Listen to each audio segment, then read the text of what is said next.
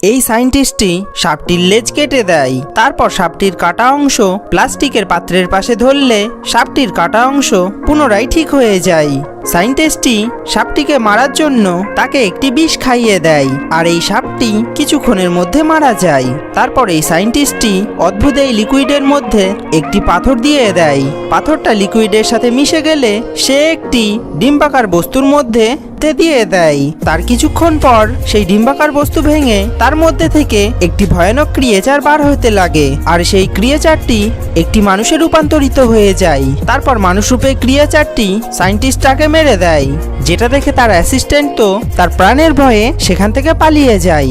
ক্রিয়েচারটি তার শক্তি পরীক্ষা করার জন্য তার আঙুল কাটলে, তারপর প্লাস্টিকের পাত্রের পাশে ধরলে তার আঙুল পুনরায় ঠিক হয়ে যায়। বন্ধুরা, পার্ট 2 দেখার জন্য ভিডিওটি লাইক করে চ্যানেলটি সাবস্ক্রাইব করুন।